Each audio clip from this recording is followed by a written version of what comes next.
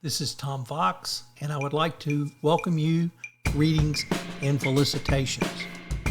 In this podcast series, I'm going to be visiting with thought leaders, entrepreneurs, historians, and a wide variety of other people on topics that are outside the area of compliance, but are of great interest to myself and to listeners to the Compliance Podcast Network. In this episode, I conclude a two-part series with John Champion. John was one of two co-founders of MissionLogPod.com, an exploration of every Star Trek television episode and movie beginning in 2012. Originally scheduled to end by 2026, it now will extend further out. In a wide-ranging conversation, John talks about his mission, his original partner, Ken Ray, the inspiration and founder of MissionLogPod.com, Rod Roddenberry, and how they are exploring Star Trek in ways that, frankly, no one else has, and keeping the legacy of Gene Roddenberry and Star Trek alive today. It's a fascinating exploration. If you know the history of the title of this podcast, Greetings and Felicitations, this is the podcast for you. In this episode 2, we pick up with Deep Space Nine, begin to talk about Star Trek Voyager, talk about the new television shows, Picard and Star Trek Discovery, and where Roddenberry Entertainment is headed down the road. After the TAS, the animated series, I think at that point you went to the movies.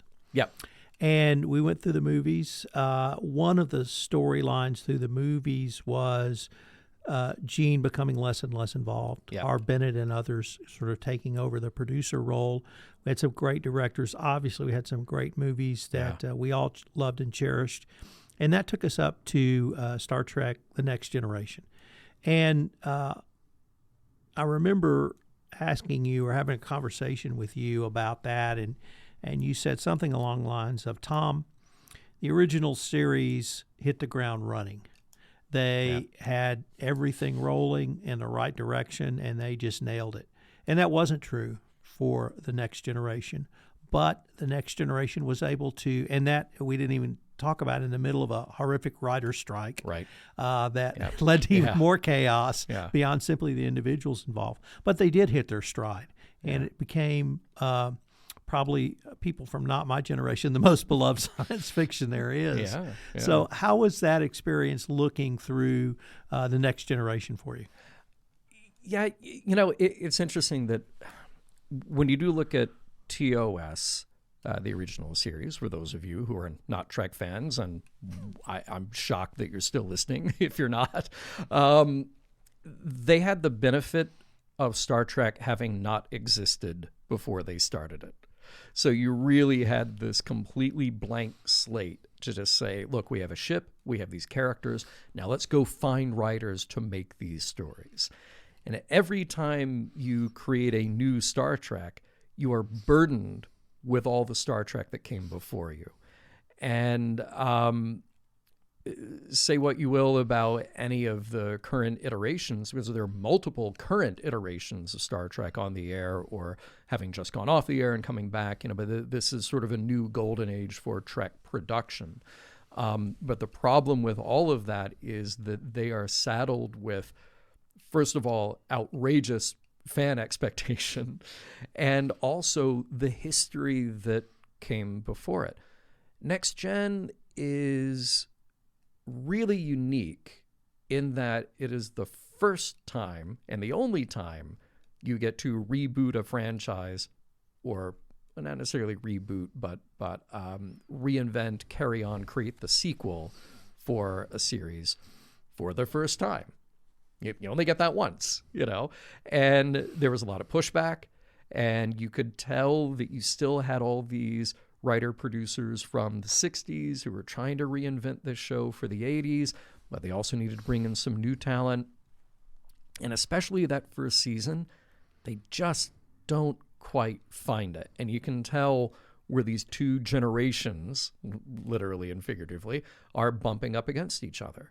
Because here you have Gene saying, We can't reference the original series. And yet the second episode of Next Gen is a remake of an original series episode.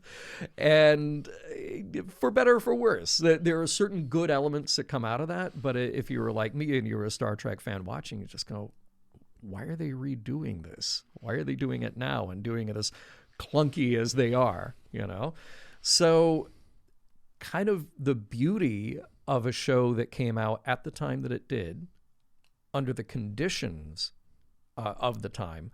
You're in first-run syndication, so you don't have to worry about a network, which is great. That is the saving grace of Star Trek. If you didn't have that in the 80s, we probably would not be talking about Star Trek now, because it would have died on broadcast, no question about it. And it's kind of the same thing happening now with streaming. You know, the syndication model is gone, essentially. So without streaming, you're back to broadcast, and shows like that die on broadcast, you know. But they had the luxury of that syndication model. They had the luxury of making, 26 episodes a season, and really being able to flex their creative muscles to let the show grow and change over time. And fortunately, there were enough fans who stuck with it and allowed it to grow and change over time that it could become this much beloved part of the franchise.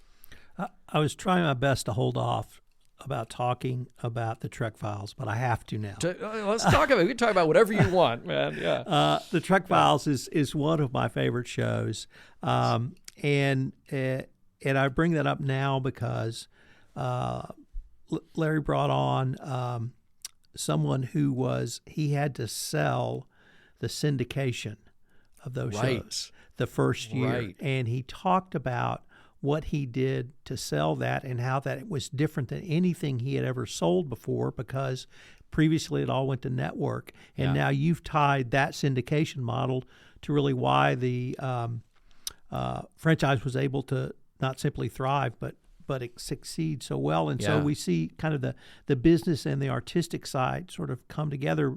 But I guess now would be a great time to talk about the Trek Files. Yeah. And if you're a geek, it is the ultimate geek show. But tell us, and when you do your introduction, once again, it's your voice, so I'm familiar with it, but I can just hear the geekness come out. Oh, yeah. Yeah. I mean, look, my job on that show is relatively easy. I'm helping with Larry to pull together the ideas, and the guests make some suggestions here and there. But I'm sitting in this room, sometimes across from Larry, sometimes across from a guest as well, very often on Zoom, and reading, just finding this great little bit of nostalgia that absolutely speaks to the time.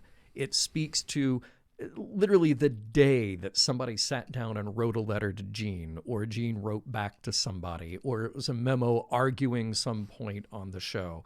I'm sort of a context nerd, and whenever I see something like that, I really want to build it in my head. Okay, it was, a Tuesday in 1968, and Bob Justman was angry because the production was spending too much money on shooting local promos. I want to know everything that led up to that moment. I want to know what the fallout was. And Bob had a great mind for writing a memo. They were always sharp and pointed and usually pretty funny. He had his own language, it seems. So I get just as excited hearing these deep dives as anybody else. No question. One other moment from the Trek Files I have to ask about, and that was Dorothy Fontana. Yeah. You were able to bring her on shortly before she passed on, and she told the stories that you've related about her, frankly, struggles in the 60s as a woman, being a screenwriter, and really articulated how she had to fight for her right to submit a screenplay, and had to continue that fight literally through the animated series. Yeah. Yeah, and then later on, too. I mean, you'd think that somebody who had cut their teeth doing this great show and doing great work and beloved by fans as well. And those early conventions, she was there. She was a part of those. But still had to struggle, still had to prove her worth, which seems entirely unfair. It's always interesting to me that when we bring in people for the Trek Files, the first answer is usually the same, which is, oh, I don't know why you want to talk to me. That stuff was 30, 40 years ago. I don't remember any of that. You should talk to somebody else. And then you kind of, just bend them a little bit. Oh, come on. It doesn't, the document doesn't really matter. We just want to hear what you have to say. And then you get them behind the mic and then you start talking about it. And all that stuff floods out. All that stuff comes back. And it just, you don't want the conversation to end. Yeah. Then we move to Deep Space Nine. And you brought up Andy Robinson as Garrick, my favorite character on DS9. He's incredible. And the little part you talked about him, that was very Garrick-like to say that. Yes. Yeah. But when I started listening to that series and I went back and started to rewatch the series, I felt something, which was something along the lines of the following. We've always heard the story of Star Trek, the original series, was Wagon Train to the Stars. Mm-hmm. I never felt that way. Mm-hmm. But Deep Space Nine seemed to me to be the Wild West. Yeah. And the outpost Deep Space Nine was civilization on the edge of chaos. Yeah. And that in rewatching it, I had not fully appreciated sort of the flexible morality and moral decisions made by everyone, every cast member, which I attributed to being sort of on the Wild West. What were your thoughts moving to DS9 as well? Yeah. That is a challenging question because I had many thoughts. And primarily there was a little bit of fear on my part because I knew TOS so well because it's what I grew up with. And just as we age and our memories develop, those things that left an impression when you were that young tend to stick with you. So I knew TOS very well. And I knew TNG very well. Even though I hadn't seen maybe every single episode, I had seen 90% of them. And I knew that cast and I knew that overall story very well. So it was familiar ground for me. DS9 came out at a time that I was just not paying that much attention to TV. So maybe I caught a couple of episodes here and there, but it just didn't click with me because partly I knew that I wasn't going to keep up with it. I knew that I wasn't going to dedicate the time for appointment TV. Very different in the 90s than it is now. There is no such thing as appointment TV anymore. You stream something when you want. The other thing about DS9 that was and remained a challenge for Mission Log is that, how do I put this? DS9 fans are very protective of DS9.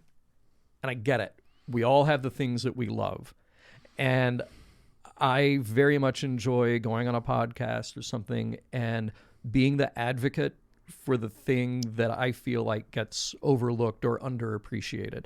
I can't tell you how many podcasts I've been on talking about the 1980 Flash Gordon because I love that movie deeply, but I also recognize that it is flawed and there are many people who simply don't appreciate it, and that's fine. DS9 was so divisive in its time. Right.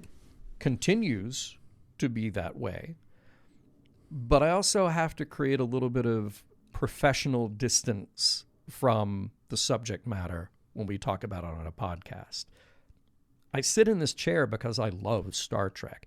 You've been in my office. You've seen the art on our walls. I am surrounded by Star Trek, and I would go insane if I didn't love it on some fundamental level, right? At the same time, I need to be able to size up each episode and each series and each character by the quality of the writing, the decisions that are made in those stories, and ultimately what we say on Mission Log, the morals, meanings, messages. If you're telling this story, if you're taking the time to carve out this hour of TV viewing to tell the story, why? And what do you want me to get at the end of it? So I can't be too precious about any particular show or in a particular series because we need to examine it. If we're here saying, if you and I are talking because Star Trek is important, okay, then we need to examine that and figure out why and figure out if all of those messages really are worthwhile. And the place that I feel like we kept bumping heads with the most diehard of DS9 fans was not in saying that, I think there was a misunderstanding. We would look at the shows and say, wow, these characters are really flawed and they make some flawed decisions. And people would rightfully say, yeah, and that's what makes it great because it's real and that makes those characters relatable and realistic. Yeah, we get that. All the other characters in Star Trek can and should have understandable, relatable aspects of their personality. The difference is, what do we do with that? And by the time we got to the end of DS9, it felt like there were a lot of missed opportunities. There were a lot of storylines that were tied up very nicely, some not so well. But there were other points where you just felt like, or at least I felt like, decisions didn't have consequences that really needed to have consequences. And DS9 was sold to me many times by fans as saying, well, this is the most real because everything has a consequence and they exist in this real, quote unquote, real universe where everything is connected. And okay, great. But then when you get to the end of the series and you're like, oh, well, that stuff didn't matter at all. that was actually never dealt with in any relatable way at all. Then I'm going to take exception to it, And maybe the expectation was almost set a little too high because there's something about the very episodic nature of TOS and TNG where a character can make a bad decision, you resolve it, and you know that you're moving on for the next episode and it'll probably never be talked about again. But when you then set out to create a series where you say, no, all of this is important and everything that happens to these characters is important, and then you kind of forget about it, look, there is no TV series that is perfect. There is no way to tell this sort of very long form fictional exercise that is perfect. We want our fiction to be better than perfect in many ways. But I found that DS9 to this day, I will say, has some of the best written characters, some of the best dialogue, some of the most incredible relationships in Star Trek. I wish that we had that quality of writing on TNG, because there are things that now, even though DS9 is in the past for me, there are things that will still irk me, and we still get emails about it. No question. So I can't remember if it was 4 or 5 years ago. Mm-hmm. You started doing. I'm going to call it a live show. Yep, it is a live show. It is a live show, and that was around Star Trek Discovery. Yep. So tell us, what was it like to pivot to something like that? Was it just, we're doing another form of audio entertainment, or was it something different for you? It was terrifying because we could never get the tech to work. Literally days, hours before, we're like, we don't know if this is going to work. We keep trying all these different platforms. We don't, and I still don't understand the tech behind it. Thank God we've got an incredibly talented technical director, producer with Earl Green. He is awesome. But the whole conceit behind the live show was based on two things. One was that we don't have the time to create mission log around this new series, just because mission log on its own takes so long to do. And two, if that and any other new Star Trek is being told in a serialized format, we don't have the luxury of using the mission log format, because the mission log format is you watch an episode and you figure out what it's trying to say, what are the morals, and then you move on. Discovery isn't written that way. They boldly say, oh yeah, look, every episode is a chapter in a book. So you can't do a book review on one chapter. Try as I might have in high school, it doesn't work, So we put the burden on our audience in order to say, okay, look, when we do Mission Log Live, it's just us having a conversation. It really is just us saying, what did you think? And part of it's speculative. Where do you think it's going? We tend to be critical but good-natured, I would say. I think right now, because so much criticism, practically all of it, is done on the internet, I feel like there's a lot of negativity that is just anger feeding anger. What we're trying to do is start from a place saying, all right, look, we're all Star Trek fans here. What do we like? What do we didn't like? That's fair game, absolutely. But what are our hopes and aspirations for this show? Where do we want it to go? And where does it get it right, if it gets it right? So yeah, the live show is purely an experiment. Fortunately, it's been working, kind of. I always look forward to just getting on the air and then handing the mic over. All right, what did you think? You tell me. I have found that Star Trek Discovery at times had some of the best science fiction writing I have ever seen. Sometimes perhaps not, but last season particularly, or maybe 2 seasons ago, was some of the finest science fiction I'd ever seen on television, and I just marveled at the quality of the screenwriters. Did you have any sense of that? Yeah, that's sort of the weird thing is I think there are great characters on that show. I think there are great actors on that show. Clearly, they can tell these stories with this epic budget and scope that you just couldn't do on TV 20 years ago, much less 50 years ago. So they have all these advantages working for them. I still get frustrated because I feel like each season kind of starts with this finding their footing. Like, well, we're just going to throw a bunch of stuff at the wall and see what sticks. But then when they find it, they really find it.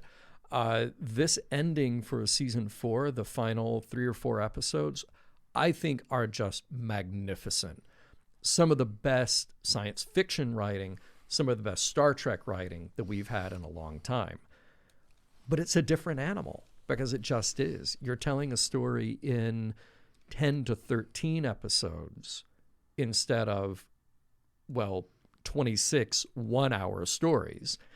And you're telling these modern stories a year, sometimes 2 years apart. So it's just a very different approach to production, for better or for worse. The better is that we get these deep character moments, we get these big arcs, we get this epic storytelling. And then the worst is that sometimes you go like, wait, are they following the right thread here? Or why did it take us 10 episodes to get to this when we could have done that here? Yeah, but, that's fine. That's just kind of the nature of the beast. And we also have Picard, and we're now into season 2 of Picard. And in season 1, I was a little bit torn because I absolutely love the characters. And every time we would see one of the old gang, I was either, or, oh my God, it's Will Riker. Right. And am I having too much nostalgia? Is the show too much nostalgia? And I want to say that in maybe contrasting, season 2 seems to me to have fabulous science fiction writing, and I'm learning a depth, particularly around the Borg, that I had no appreciation of. So is there room for growth in a series that's clearly focused on the past? I keep wondering the same thing. You and I are in the same boat. I think nostalgia is a powerful and legitimate aspect to telling that story. I think that's fine. We all enjoy things that we enjoyed before. The trouble with the sequel is you want different but the same. And that the same part is the nostalgia that you had for what came before. So I think that's fair. It's totally fair to have that as an element. But I also think that we all also have our own sort of limit of where that, how much of that nostalgia is too much or too little. And with Picard, like one scene will happen, I'll go, oh, wow, that's great. I love that little nod. And then something else will happen. I'm like, well, they didn't have to spoon feed that to me, because at that point, who is it for? if it's for me, well, I already got the reference. Like, I already know. And I say this about Lower Decks as well. Like, I already get the joke that you're trying to tell me. So you don't have to tell me the joke after you did the joke, you know? But if that's intended for an audience who is new to Star Trek and they don't get it, well, they don't have the memory of that thing to begin with. So why are you trying to force it on them as something to remember? They weren't there to begin with. So I find myself kind of going back and forth with that. I'm enjoying many aspects of season 2 of Picard. I think the MVP is 7 of 9. It's Jerry Ryan playing 7 of 9. There is so much growth there. There is so much depth there, which we also got in Voyager. I think that's one of the most compelling characters to come out of Star Trek, in the same way that Spock is the most compelling character to come out of Star Trek. Or in TNG, I would even say that I think 7 kind of eclipses Data in terms of that core Trek story, finding humanity, understanding what it means to be alive and among other people. I was having a discussion with someone. We were doing cyborgs versus robots, and and of course we talked about Data. And every time I see that story, all I can think of is Pinocchio. Sure. Because all Pinocchio wants to be is a little boy. Yep. But with 7 of 9, it's the reverse. Yeah. She's been Pinocchio before. She's Pinocchio now, and in the interim, she was something different. Yeah. And that whole journey is, I didn't think we could expand past what we had seen around Locutus. Yeah. But you're absolutely right. She is stealing the show for me on this season. I mean, Locutus was a Borg for a very brief time, and it was traumatic and horrifying, and obviously those memories stuck with Picard. For 7, Annika Hansen was assimilated at the age of 6, something like that, really young. So her entire development into an adult is as a Borg. And when you remove that, how do you have any sense of your identity? It would be absolutely horrifying. Now what's so interesting in Picard is turning those tables, removing those implants entirely, and removing that history, that lived history for her, by changing the timeline, changing the characters. So that was so interesting to me an episode or 2 ago when Rafi pointed out to 7, like, something's different about you here. Like, you are enjoying this timeline more than you should. How much harder is it then for her to go back if and when they resolve this timeline issue? I think that is an absolutely fascinating line of exploration to go down for this character. They were able to encapsulate that for me in one extraordinarily brief scene when she first wakes up and she touches her forehead. Yep. She sees in the mirror and there's no piece of metal there. Yeah. And that just communicated all of that to me. Now let's talk about there's much more to Roddenberry Entertainment. Mm-hmm. And so could you tell us a little bit about some of the other directions you guys have gone, and really the breadth and scope of what you guys are doing? So we're this big little company, and my little slice of it has to do with primarily all the Trek or science fiction related podcasts. So Mission Log and Mission Log Live, and the Trek Files, and Sci-Fi 5, which is our daily science fiction, 5 minutes of sci-fi history every weekday.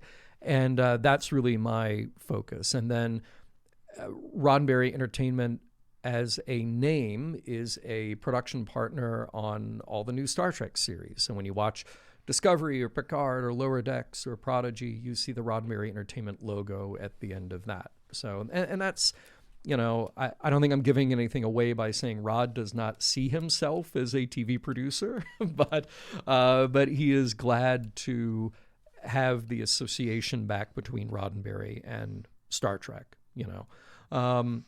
because the values are important to him. That's what it's all about, for him. Roddenberry also kind of evolved from, this is what came out of Lincoln Enterprises when Gene and Majel in those early days were selling reproduction scripts and the clips off the editing room floor from the original series and all the stuff that they could come up with, and literally just driving from convention to convention and doing that and meeting fans. That turned into Roddenberry Entertainment, and now rather than being this place with all the Star Trek stuff, now it's about the content. So whether it's podcasts, original IP, original productions, our hand in current Star Trek, that's what the company is about now. And for me personally, I'm glad to have my slice of it, which is hosting and producing podcasts. That affords me being able to do some cool things like go to conventions and host there, or host a panel, doing interviews. I love stuff like that. So I get to stay in that world, which is really gratifying. Well, John, unfortunately, we're near the end of our time for this episode, but if people wanted more information on Roddenberry Entertainment or missionlogpodcast.com, where would they go? Yeah, so, for Roddenberry in general, go to roddenberry.com, but I would also direct you to the sub-site within that, podcasts.roddenberry.com, where you can find all the shows that I do and some of the additional shows that come out of the company and some of our partner shows. We have a few shows that we don't produce, but we carry them as part of the Roddenberry package because they speak to a certain angle that we want to hear from. So roddenberry.com, podcast.roddenberry.com. If you want to find Mission Log specifically, as you said, missionlogpodcast.com. That'll lead you to our whole archive and ways to connect with us. And it's just a constant thing, it literally never ends because there's always a comment to answer, an email to get to, a show to prepare. Norman and I have been doing a YouTube segment. This is something I would point people to, youtube.com/RoddenberryProd or Roddenberry Entertainment, youtube.com/Roddenberry Entertainment. We've been putting more and more of our shows on YouTube, and we've been doing a feedback show about 10 minutes a day called Mission Log Engage. And when we get those challenging or thoughtful, sometimes praising, those are very rare, but when we get those emails or comments we want to address, it's much more fun to do that in a conversational way than to type out a very kind of dry email. So we've been going back through in some recent comments, some older comments that we can address in that format, Mission Log Engage. And that is only on YouTube right now.